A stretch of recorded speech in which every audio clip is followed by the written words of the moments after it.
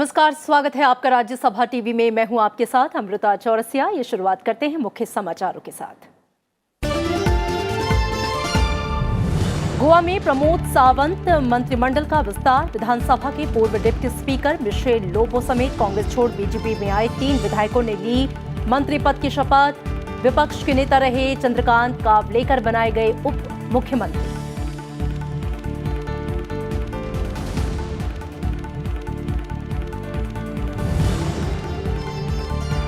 कर्नाटक में सियासी संकट सुलझाने के लिए नाराज विधायकों को मनाने में जुटा सत्ताधारी कांग्रेस जेडीएस गठबंधन। विधायकों को खरीद फरोख्त से बचाने के लिए बंगलुरु के पास अलग अलग रिजॉर्ट में ठहराए गए। बीजेपी, कांग्रेस और जेडीएस के विधायक। कर्नाटक के 5 बागी विधायक स्पीकर के खिलाफ पहुंचे सुप्रीम कोर्ट।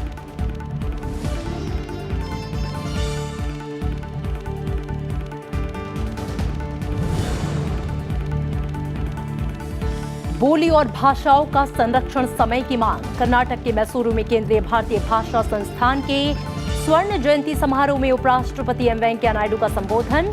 कहा, भारतीय भाषाओं की जड़ें पुरानी, मातृभाषा में प्राथमिक शिक्षा पर जोर। मैसूरू में राधाकृष्णन सभागार का भी किया शिलान्यास।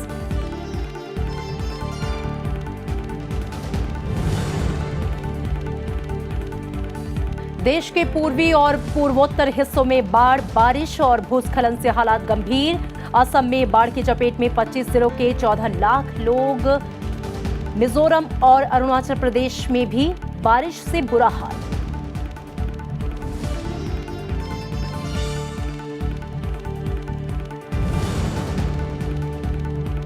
और करतारपुर कॉरिडोर पर रविवार को पाकिस्तानी सीमा के अंदर वाघा में बैठक। विदेश गृह और राजमार्ग मंत्रालय के अधिकारी होंगे शामिल। कॉरिडोर की तैयारी से संबंधित मुद्दों पर लिए जाएंगे फैसले।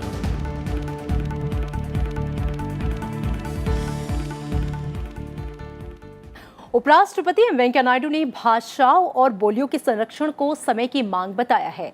कर्नाटक के मैसूरू में केंद्रीय भारतीय भाषा संस्थान के स्वर्ण जयंती समारोह में उन्होंने कहा कि भारतीय भाषाओं की रक्षा और संरक्षण ही सच्चा राष्ट्रवाद और देशभक्ति है। उपराष्ट्रपति ने स्कूलों में मातृभाषा में प्राथमिक शिक्षा पर जोर दिया है। उपराष्ट्रपति एम वेंकैया नायडू आज मैसूर में केंद्रीय भारतीय भाषा संस्थान के स्वर्ण जयंती समारोह में शामिल हुए। इस मौके पर भारतीय भाषाओं के महत्व पर जोर देते हुए उन्होंने कहा कि भाषा समावेशी विकास के साथ साथ हमें जोड़ने का काम करती है।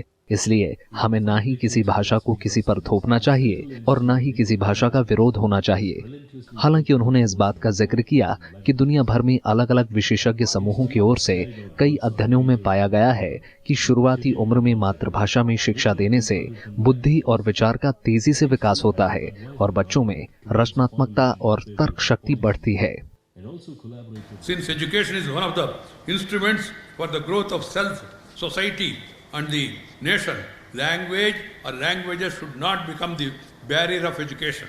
It is heartening to note that the new draft national education policy puts forth a number of suggestions for supporting education in home languages and mother tongues, tribal as well as sign language also.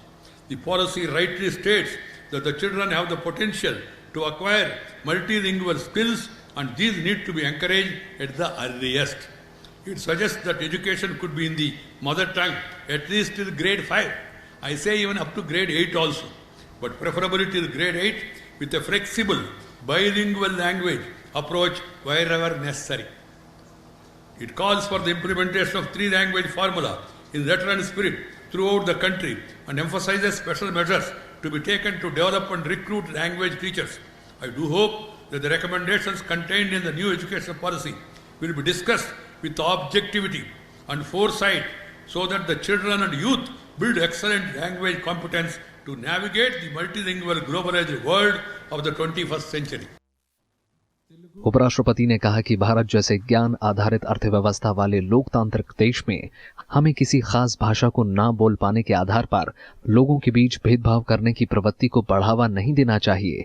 Bharat की अनूठी और समृद्ध भाषाई विरासत की रक्षा और संरक्षण के महत्व पर जोर देते हुए उन्होंने कहा कि ये बेहद निराशाजनक है कि हमारे देश की 196 भाषाओं को लुप्त होने के रूप में वर्गीकृत किया गया है। उपराष्ट्रपति एम वेंकैया नायडू ने संस्कृति के साथ भाषाओं और बोलियों के संरक्षण की जरूरत बताते हुए कहा कि भारतीय भाषाओं की जड़ें पुरानी हैं और सांस्कृतिक विरासत की रक्षा करना हमारा संवैधानिक कर्तव्य है। Because language and culture they go together. भाषा और भावना एक साथ चलता है। आप अपना मातृभाषा में अपना भावना को अभिव्यक्ति करना आसान है। You will be able to articulate better in your mother tongue. And moreover, language and culture, they are interconnected. So they need to be preserved together. That is the importance. उपराष्ट्रपति ने राज्य सरकारों को रोजगार को एक निश्चित स्तर तक देशी भाषा से जोड़ने की सलाह भी दी। उपराष्ट्रपति ने इस मौके पर क्लासिकल तेलुगु में एक जर्नल का शुभारंभ किया। साथ ही भुवनेश्वर, पटियाला और सोलन में बनने वाले क्षेत्रीय भाषाओं के केंद्रों की 3 इमारतों की आधारशिला भी रखी।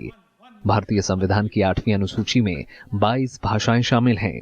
इनमें हिंदी, असमिया, उड़िया, उर्दू, कन्नड़, कश्मीरी, कोंकणी, गुजराती, डोगरी, तमिल, तेलुगु, नेपाली, पंजाबी, बांग्ला, बोडो, मणिपुरी, मराठी, मलयालम, मैथिली, संथाली और संस्कृत के अलावा सिंधी भाषा भी शामिल है। Bureau report, Rajya Sabha TV. और इससे पहले उपराष्ट्रपति ने मसूरू में regional institute of education centre में डॉक्टर एस राधाकृष्णन सभागार का शिलान्यास किया। इस मौके पर शिक्षकों के महत्व को उजागर करते हुए उन्होंने कहा कि शिक्षकों की जगह कोई और नहीं ले सकता। उपराष्ट्रपति ने कहा कि शिक्षा का लक्ष्य केवल रोजगार हासिल करना नहीं होना चाहिए, बल्कि मानवीय गुणों को बढ़ावा देकर व्यक्ति को आत्मज्ञान और सशक्त बनाना होना चाहिए। गुणवत्ता युक्त शिक्षा पर जोर देते हुए उपराष्ट्रपति ने कहा कि इसका मकसद अंतिम व्यक्ति का उत्थान होना चाहिए। उपराष्ट्रपति ने पारंपरिक मूल्यों को संरक्षित रखने और सामाजिक रूप से संवेदनशील और सहिष्णु बनने की जरूरतों के बारे में छात्रों को जागरूक करने पर जोर दिया। We must focus our attention on the depressed, suppressed, and depressed and suppressed and oppressed people. जो अंतिम पंक्ति में बैठे उनका उत्थान पहले होना चाहिए। The people who are there in the last line, they should be taken care. This is the philosophy of India. So we must get ourselves ready to that. As stated earlier, the role of the teacher is crucial in building a literate, enlightened, and humane society. The teacher is the guru, mentor, guide, friend, and philosopher of the student. In fact, the Guru Shishya Parampara of the ancient Gurukula system is encapsulated this philosophy. While technology has greatly enhanced teaching, learning process in today's world, it can never replace the Guru, who is an embodiment of knowledge and wisdom. I want to tell you one thing, even after Google, even after the net, Guru has got its own importance, because the Guru, the Google can never replace Guru. Even if there is something wrong with Google or net, you need a Guru to be called to repair that and put it in proper order. संसद भवन परिसर में आज स्वच्छता अभियान कार्यक्रम का आयोजन किया गया। इस कार्यक्रम में लोकसभा अध्यक्ष ओम बिरला, रक्षा मंत्री राजनाथ सिंह, केंद्रीय मंत्री हर्षवर्धन, अनुराग ठाकुर समेत कई सांसद शामिल हुए। कार्यक्रम में कर्मचारियों ने भी बढ़ चढ़कर हिस्सा लिया। स्वच्छ भारत अभियान के तहत सांसदों ने संसद परिसर में सफाई अभियान चलाया। इस सफाई अभियान में कई बड़े नेता शामिल हुए। स्वच्छ भारत अभियान की शुरुआत साल 2014 में की गई थी। भारत सरकार के इस अभियान का मुख्य उद्देश्य 2 अक्टूबर 2019 तक देश को खुले में शौच से मुक्त घोषित करना है, साथ ही लोगों को स्वच्छता के लिए प्रेरित करना है।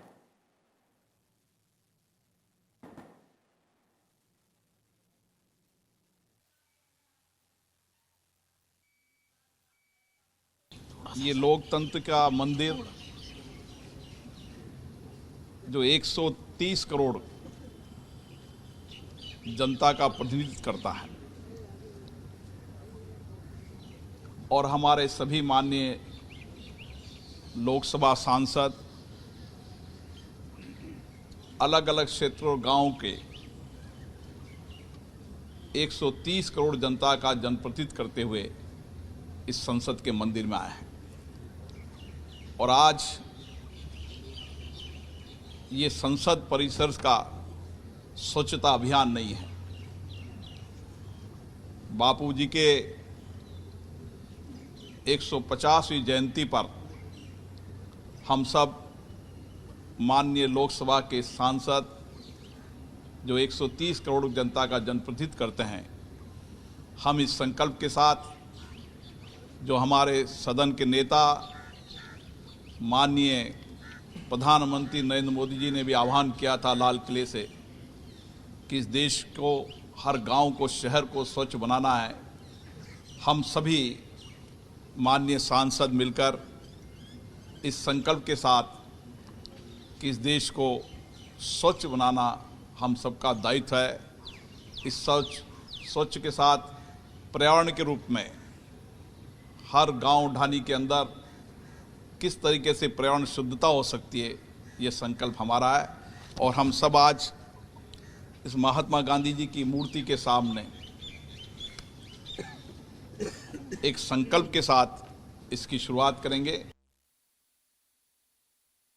मैं तो इसलिए खड़ा हुआ हूं कि हमारे लोकसभा अध्यक्ष महोदय ने पहली बार भारत की संसद में सदस्यता अभियान का ये शुभारंभ किया है। हम सब लोग उनको बधाई देते हैं, हार्दिक बधाई देते हैं। जहाँ तक स्वच्छता अभियान का प्रश्न है, आप सभी जानते हैं यह स्वच्छता अभियान भारत में एक जन आंदोलन बन चुका है और जन सामान्य के अंदर स्वच्छता को लेकर एक जागरूकता पैदा हुई है।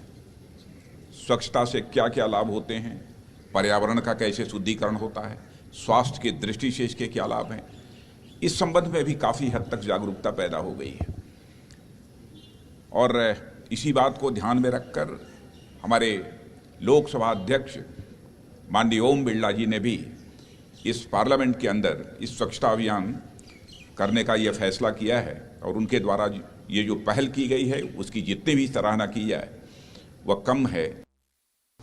सभी सांसदों को जोड़कर, कर्मचारी अधिकारियों को जोड़कर संसद भवन से ये कार्य शुरू किया है, जहां 130 करोड़ भारतीयों के प्रतिनिधि इकट्ठे होकर आते हैं। ये बड़ा संदेश है, महात्मा गांधी जी की 150वीं जयंती के अवसर पर है। देश को गंदगी मुक्त करना, बीमारी मुक्त करना, स्वच्छ और सुंदर भारत का निर्माण करना, इस दिशा में हम आगे बढ़े हैं। मैं उनका बहुत अभिनंदन करता हूं। मिलकर यहाँ पर सफाई अभियान कर रहे हैं, इससे पूरा देश में एक अच्छा सा संदेश जाएगा। मैं भी मेरे मथुरा क्षेत्र में भी कई बार किया है, पर ये वापस भी मैं भी जाकर वहाँ पर अगले हफ्ते में जाकर ये पूरा अभियान करती रहूँगी। वहाँ देश में स्वच्छता की लहर आ गई है और उसी दिशा में कार्य करते हुए हम संसद से ऐसा संदेश देना चाहते हैं कि सभी लोग, पूरा देश, पूरे देश की जनसंख्या, हर गांव, हर घर, उसमें हर जगह स्वच्छता का अभियान चलाया जाए और पूरे देश को स्वच्छ बनाया जाए। और संसद की लोक लेखा समिति समेत 4 महत्वपूर्ण समितियों के गठन का ऐलान जल्द हो सकता है। लोक लेखा समिति और SC/ST कल्याण संबंधी समिति के सदस्यों का चुनाव दोनों सदनों ने कर लिया है। लोक लेखा समिति संसद की सबसे अहम समिति है, जिसके पास व्यापक अधिकार हैं। इसका नेतृत्व वरिष्ठ विपक्षी सांसद करता है। वहीं राज्यसभा ने अन्य 2 समितियों के लिए नाम वापसी की तारीख 15 जुलाई तक बढ़ा दी है। चारों समितियां लोकसभा के तहत काम करती हैं। संसद की महत्वपूर्ण समितियों में शामिल लोक लेखा समिति यानी PAC की सदस्यता के लिए राज्यसभा से 7 सदस्य चुन लिए गए हैं। इनमें राजीव चंद्रशेखर, MV राजीव गौडा, नरेश गुजराल, भुवनेश्वर कालिता, CM रमेश, सुखेंदु शेखर रॉय और भूपेंद्र यादव के नाम शामिल हैं। लोक लेखा समिति के सदस्यों के चुनाव के लिए नाम वापसी की 12 जुलाई आखिरी तारीख थी, लेकिन 7 सीटों के लिए 7 उम्मीदवार ही मैदान में बचे। ऐसे में ये सभी निर्वाचित हो गए। समिति का कार्यकाल 30 अप्रैल 2020 तक होगा। लोक लेखा समिति के लिए लोकसभा से 15 सदस्य भी निर्वाचित हो गए हैं। इनमें TR बालू, सुभाष चंद्र बहेड़िया, अधीर रंजन चौधरी, सुधीर गुप्ता, दर्शना विक्रम जरदोश, भर्तृहरि मेहताब, अजय मिश्रा, जगदम्बिका पाल, विष्णु दयाल राम, राहुल रमेश शेवाले, सत्यपाल सिंह, जयंत सिन्हा, बाला शोवरी बल्लभानेनी और राम कृपाल यादव के नाम शामिल हैं। इस तरह अब लोक लेखा समिति का औपचारिक गठन जल्दी हो सकता है। संसद की अनुसूचित जाति और जनजाति कल्याण संबंधी समिति में भी राज्यसभा से 10 सदस्य निर्वाचित हो गए हैं। इनके लिए पदों और नामांकन की संख्या बराबर पाए जाने से चुनाव की जरूरत नहीं पड़ी। समिति में राज्यसभा से अबीर रंजन बिस्वास, शमशेर सिंह ढुल्लो, नरेंद्र जाधव, अमर शंकर साबले, राम शकल, वीर सिंह, के सोम प्रसाद, वानसुक साइम, महंत शंभू प्रसाद जी तुंदिया और राम कुमार वर्मा सदस्य चुने गए हैं। वहीं लोकसभा से चुने गए सदस्यों में गिरीश चंद्रा, संतोख सिंह चौधरी, अनिल फिरोजिया, प्रतिमा मंडल, विंसेंट एच पाला, छेदी पासवान, रामचंद्र पासवान, संध्या राय, रेवती त्रिपुरा, भानु प्रताप सिंह वर्मा प्रमुख हैं। 2 अन्य समितियों सरकारी उपक्रमों संबंधी समिति और ओबीसी कल्याण संबंधी समिति के लिए लोकसभा के सदस्य चुने जा चुके हैं। राज्यसभा ने इन चारों समितियों के लिए 34 सदस्यों का चुनाव कार्यक्रम 3 जुलाई को घोषित किया और चुनाव की स्थिति में पूरी प्रक्रिया 23 जुलाई तक चलनी थी। लेकिन 2 समितियों के 17 सदस्यों के चयन के बाद अब सरकारी उपक्रमों संबंधी समिति और ओबीसी कल्याण संबंधी समिति के सदस्यों की नामांकन वापसी की तारीख 15 जुलाई को शाम 5 बजे तक बढ़ा दी गई है। इस बारे में संशोधित कार्यक्रम जारी हो गया है। अरविंद कुमार सिंह, राज्यसभा टीवी, दिल्ली। और कांग्रेस छोड़कर भारतीय जनता पार्टी में आए कांग्रेस के 10 विधायकों में से 3 ने आज गोवा सरकार में मंत्री पद की शपथ ली। इनके नाम हैं फिलिप नेरी रोड्रिक्स, जेनिफर मोन्सेराते और चंद्रकांत कावलेकर। इसके साथ ही विधानसभा के पूर्व डिप्टी स्पीकर मिशेल लोबो को भी मंत्री पद की शपथ दिलाई गई। विपक्ष के नेता रहे चंद्रकांत कावलेकर को डिप्टी सीएम बनाया गया है। इससे पहले बुधवार को कांग्रेस के 15 में से 10 विधायक बीजेपी में शामिल हुए थे।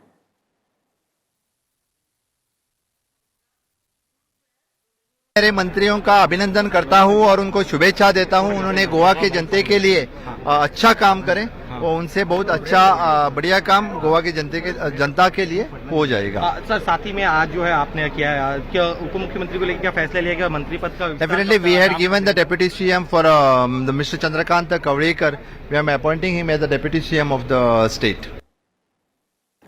और कर्नाटक में जारी सियासी संकट के बीच मुख्यमंत्री एचडी कुमारस्वामी के विश्वास मत हासिल करने के लिए तैयार होने के बाद कांग्रेस और बीजेपी अपने विधायकों पर नजर बनाए हुए हैं।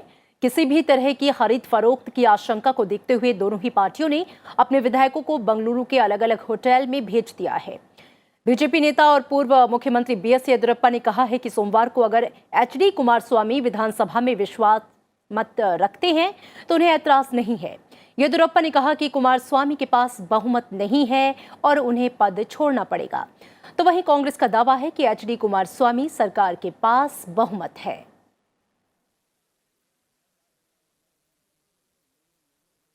But we have the strength to win the vote of confidence. That's the only thing I can tell you. We have. That's why we have asked for vote of confidence.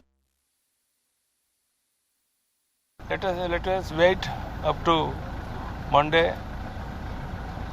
If he is going to move confidence motion, we have no objection. We will wait up to Monday. I think when you don't have majority, better you must resign. और इधर बागी विधायकों को मनाने में जुटी कांग्रेस को बड़ी कामयाबी मिली है। इस्तीफा देने वाले कांग्रेस विधायक एमटीबी नागराज अपने इस्तीफे पर पुनर्विचार को तैयार हो गए हैं। शनिवार को कर्नाटक सरकार के मंत्री डीके शिवकुमार और डिप्टी सीएम जी परमेश्वर एमटीबी नागराज को मनाने पहुंचे। मुलाकात के बाद डीके शिवकुमार ने यह दावा किया है कि नागराज अपने इस्तीफे पर फिर से सोचने को तैयार हो गए हैं। विधायक नागराज ने कहा कि पार्टी नेताओं के सामने अपना पक्ष रखने के बाद वे अपने फैसले पर फिर से सोचेंगे। So today, I think till from midnight to 1 o'clock, all of us were here to meet my friend and our colleague, Mr. MTB Nagaraj, a very senior leader. He is a loyal, sincere congressman who has stood by the party in all crises. today we are very happy. He has assured us he will be with us. He will take up the responsibility, convincing the other legislators also. और वहीं कर्नाटक के 5 और कांग्रेसी विधायक जिसमें आनंद सिंह और रोशन bag शामिल हैं, विधानसभा अध्यक्ष के खिलाफ सुप्रीम कोर्ट जाने का उन्होंने फैसला लिया है क्योंकि स्पीकर उनके इस्तीफे को स्वीकार नहीं कर रहे हैं। वहीं सुप्रीम कोर्ट ने कर्नाटक विधानसभा के स्पीकर को मंगलवार तक बागी विधायकों के इस्तीफे या उनके निलंबन पर किसी भी तरह का फैसला लेने पर रोक लगा दी है। कर्नाटक में कांग्रेस के 13 और जेडीएस के 3 विधायकों ने इस्तीफा दे दिया है, जिसके चलते एचडी कुमारस्वामी सरकार संकट में घिर गई है। निर्दलीय विधायक आर शंकर और एच नागेश ने कांग्रेस जेडीएस गठबंधन सरकार से 8 जुलाई को अपना समर्थन वापस लिया था। अब उन्होंने विधानसभा अध्यक्ष को एक पत्र लिखकर विधानसभा में विपक्षी बेंच में अपने बैठने की व्यवस्था करने को कहा है।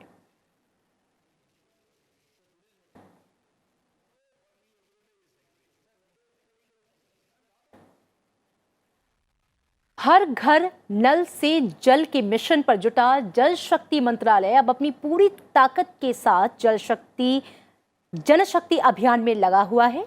मंत्रालय इसे जन अभियान बनाने के लिए जिले से लेकर ग्राम पंचायत तक सभी को इसके साथ जोड़ने में जुटा है। जन भागीदारी बढ़ाने के लिए मंत्रालय ने ओडीएफ ऐप भी लॉन्च किया। भारत अभियान के तहत सरकार गिरते भूजल स्तर और जल संकट से निपटने के लिए बारिश से पानी के संरक्षण पर विशेष जोर दे रही है। ODF plus and water conservation विषय को लेकर 2 दिवसीय कार्यशाला का आयोजन दिल्ली में किया गया है। कार्यशाला में केंद्रीय राज्य मंत्री रतन लाल कटारिया ने ओडीएफ प्लस ऐप लॉन्च किया और जल शक्ति जन शक्ति अभियान को सफल बनाने पर जोर दिया। हिंदुस्तान के सभी सरपंच को भी चिट्ठी जो है आदरणीय प्रधानमंत्री जी ने जल संचय को लेकर लिखी है और मंत्रालय भी दिन रात उसके ऊपर जो है मेहनत कर रहा है कि पानी के संचय के डिफरेंट मोड्स को अपनाकर किस तरह से हम पानी का एकत्रीकरण कर सकते हैं, किस तरह से हम पानी को बचा सकते हैं, किस तरह से हम पानी का जो वेस्ट गया है उसका रीयूज कर सकते हैं। इस कार्यशाला में देश भर से आए अधिकारी और विशेषज्ञ भी शामिल हुए।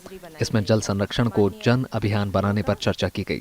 जल संचय या वाटर कंजर्वेशन पर बहुत फोकस दिया जा रहा है और इसमें एक अभियान जिसका नाम है जल शक्ति अभियान, ये 1 जुलाई से लेके 15 सितंबर तक चलेगा फर्स्ट फेज में, और रिट्रीटिंग मानसून के स्टेट्स 4 सदर्न स्टेट्स के लिए 1 अक्टूबर से लेके 30 नवंबर तक चलेगा। इसमें 5 फोकस एरियाज हैं। पानी की समस्या को लेकर कई लोगों ने बहुत कुछ लिखा। प्रधानमंत्री नरेंद्र मोदी ने 30 जून को मन की बात कार्यक्रम में लोगों से जल संरक्षण के विषय में बात की थी और इसे जन आंदोलन बनाने की अपील की थी। विपिन चौहान, राज्यसभा टीवी। और देश के कई हिस्सों में बाढ़ की स्थिति गंभीर है। पूर्वोत्तर में बारिश, बाढ़ और भूस्खलन से हालात बेहद खराब हैं। सिर्फ असम में बाढ़ की चपेट में 25 जिलों के 14 लाख लोग हैं, जहां अब तक 6 लोगों की मौत हो चुकी है। मिजोरम, अरुणाचल प्रदेश और सिक्किम में भी लगातार बारिश से आम जनजीवन पर असर पड़ा है। असम समेत पड़ोसी राज्यों में लगातार हो रही बारिश के चलते राज्य में बाढ़ से हालात गंभीर हो गए हैं।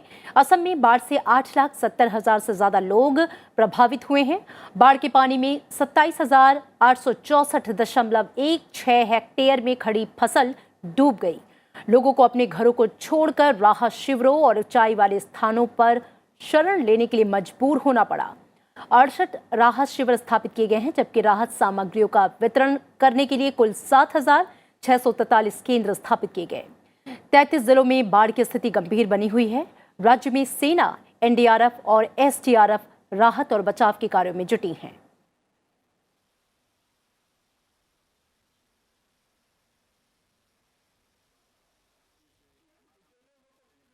एक नवंबर 2019 से भारत और पाकिस्तान के बीच करतारपुर कॉरिडोर खोलने को लेकर रविवार को दोनों देशों के संबंधित अधिकारियों की बैठक होगी। बैठक पाकिस्तान की सीमा के अंदर वाघा में होनी है, जिसमें विदेश, गृह और राष्ट्रीय राजमार्ग के अधिकारी शामिल होंगे। बैठक में दोनों देश कॉरिडोर के निर्माण में हुई प्रगति के बारे में जानकारियां साझा करेंगे। इस साल 31 अक्टूबर तक दोनों देशों को इस बारे में व्यापक तैयारियां पूरी कर लेनी है। बैठक रविवार को सुबह 10 बजे शुरू होगी। बैठक के बाद करीब 2 बजे भारतीय अधिकारी प्रेस कॉन्फ्रेंस करके जानकारी देंगे। कल की बैठक में आने जाने से संबंधित तकनीकी मामलों पर भी निर्णय लिए जाएंगे, जिसमें लोगों की संख्या, जाने वाले लोगों की पहचान, संबंधित दस्तावेज संख्या, विशेष अवसर पर जाने की खास व्यवस्था और जाने के लिए आवश्यक यातायात संबंधी जानकारियां शामिल हैं। भारत को करतारपुर कॉरिडोर से काफी आशाएं हैं। भारत का कहना है कि इस कॉरिडोर पर प्रतिदिन कम से कम 5,000 तीर्थयात्रियों और विशेष अवसरों पर 10,000 यात्रियों के जाने की वीजा मुफ्त यात्रा की व्यवस्था होनी चाहिए। पिछले साल दोनों देशों के बीच तय हुआ था कि गुरु नानक देव की 550वीं जयंती के अवसर पर भारत के गुरदासपुर जिले के डेरा नानक साहिब गुरुद्वारा को पाकिस्तान की करतारपुर साहिब गुरुद्वारे को तीर्थयात्रियों के लिए सड़क मार्ग से जोड़ा जाएगा।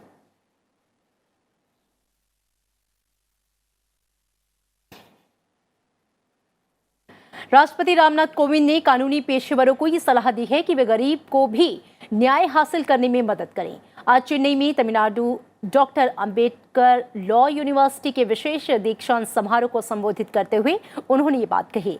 राष्ट्रपति ने कहा कि यदि एक गरीब की एक अमीर व्यक्ति की न्याय की तरह पहुंच नहीं हो पाती है तो ये लोकतांत्रिक नैतिकता का उल्लंघन होगा। उन्होंने कानूनी पेशे से जुड़े सभी लोगों से कानून के शासन की सर्वोच्चता सुनिश्चित करने का आह्वान किया। As our nation, society and economy evolve, so does the legal profession. While litigation in the courtroom remains at the court of legal practice, a law graduate finds many avenues open to him. There is a need to enhance legal literacy and simplify legal rules. It is important to not only take justice to the people, but also to make it understandable to litigating parties in a language they know. Perhaps a system could be evolved whereby certified translated copies of judgments are made available by the high courts in the local or regional languages.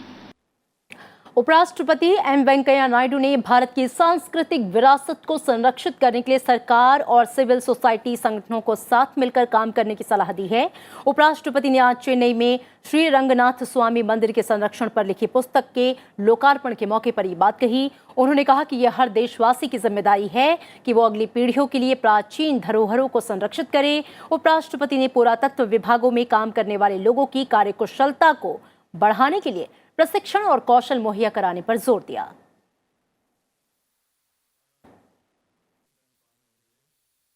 We believe in that philosophy. Sarve jana sukhino bhavantu.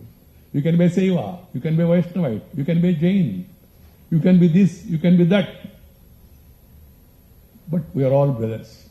We are all creatures of the God. You can call the God in any name. Your Aradhana Paddhati may be different, but our culture, our civilization, which is very ancient, time-tested, that has to be preserved and passed on to the next generation. This is our duty. This is our responsibility. I would like to say that's why Mr. Venu Srinivasanji and his other family members and the trust, they deserve compliments for the good work they have done. और इसी के साथ इस bulletin में मेरे साथ इतना ही। दीजिए इजाजत। नमस्कार।